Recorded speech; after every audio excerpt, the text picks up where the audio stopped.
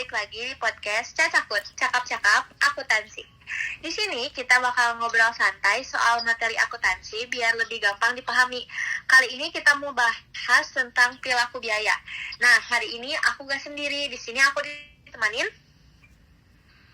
sama aku Putri Dewi Anggraini dan aku Nazok Tevia Ramadan. Nah, iya bener banget nih. Kali ini kita bakal ngobrol santai soal perilaku biaya. Oke, langsung aja ya. Des, aku sebenarnya masih agak bingung nih, perilaku biaya itu sebenarnya apa sih? Jadi gini, Ti. Perilaku biaya itu adalah cara biaya berubah ketika aktivitas atau jumlah produksi berubah. Misalnya, perusahaan memproduksi barang lebih banyak, biasanya ada biaya yang ikut berubah juga. Oh, berarti ada biaya yang berubah dan ada juga yang nggak berubah ya? Iya, betul. Dalam akuntansi manajemen biasanya ada 3 jenis biaya, yaitu biaya tetap, biaya variabel, dan biaya campuran. Aku mau nanya nih, Des, biaya tetap itu contohnya apa? Biaya tetap itu biaya yang jumlahnya tetap walaupun produksinya naik atau turun. Contohnya, seperti biaya sewa gedung dan sewa mesin. Mau produksinya sedikit atau banyak, biaya sewa tetap sama. Oh, jadi misalnya pabrik lagi produksinya banyak atau lagi sepi, biaya sewanya tetap harus dibayar ya? Nah, iya betul banget. Kalau biaya variabel berarti kebalikannya dong. Iya, biaya variabel itu berubah sesuai jumlah produksi. Kalau produksi naik, biaya juga tetap naik. Contohnya apa tuh? Contohnya seperti bahan baku, listrik, atau air. Misalnya mesin yang dipakai lebih lama, berarti listrik yang dipakai juga lebih banyak. Oh iya, masuk akal. Terus aku pernah dengar biaya campuran itu maksudnya apa? Nah, kalau biaya campuran itu gabungan dari biaya tetap dan biaya variabel. Jadi dalam satu biaya ada bagian yang tetap dan ada juga yang berubah. Contohnya gimana? Nah, contohnya itu kayak gaji sales ditambah komisi penjualan. Gajinya tetap sama setiap bulan, tapi komisinya tergantung dari jumlah penjualan. Oh, jadi kalau penjualannya banyak nih, komisinya juga makin besar ya? Nah, iya betul banget. Des, dalam menentukan perilaku biaya itu ada hal lain nggak yang perlu diperhatiin? Ada, salah satunya batasan waktu.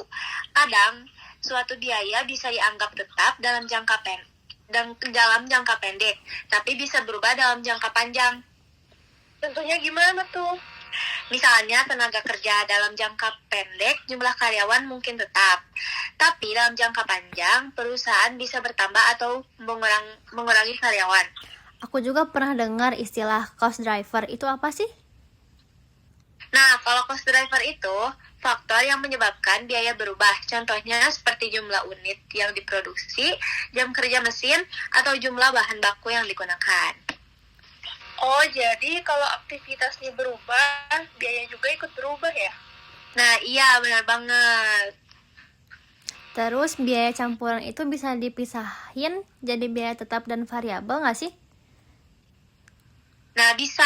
Ada beberapa metode untuk memisahkannya. Salah satunya adalah metode tinggi rendah. Kenapa sih disebut tinggi rendah? Karena kita menggunakan data aktivitas tertinggi dan Selain itu ada metode yang lain nggak? Nah, ada juga metode scatter plot, yaitu dengan menggunakan grafik hubungan antara biaya dan aktivitas. Kalau yang paling akurat biasanya yang mana tuh? Nah, biasanya metode kuadrat terkecil atau regresi, karena metode ini menggunakan data yang ada sehingga hasilnya lebih mendekati kondisi sebenarnya. Oh, jadi lengkap ya, datanya lebih lengkap. Iya, selain itu ada juga yang disebut R kuadrat atau koefisien determinasi yang digunakan untuk melihat seberapa kuat hubungan antara aktivitas dan biaya. Jadi semakin mendekati angka 1 berarti hubungannya semakin kuat ya? Nah iya, betul banget. Berarti memahami perilaku biaya ini penting banget ya buat perusahaan. Iya, karena bisa membantu perusahaan memperkirakan biaya dan membuat keputusan yang lebih tepat. Nah, selain itu juga bisa membantu perusahaan mengelola biaya dengan lebih efisien. Nah, teman-teman, itu tadi obrolan santai kita perilaku biaya dalam akuntansi manajemen. Semoga penjelasan kita bisa bikin materi ini lebih gampang dipahami ya. Dan juga bisa membantu buat belajar atau mengerjakan tugas. Nah, terima kasih sudah mendengarkan podcast Cakap Cakap Akuntansi. Sampai ketemu di episode berikutnya.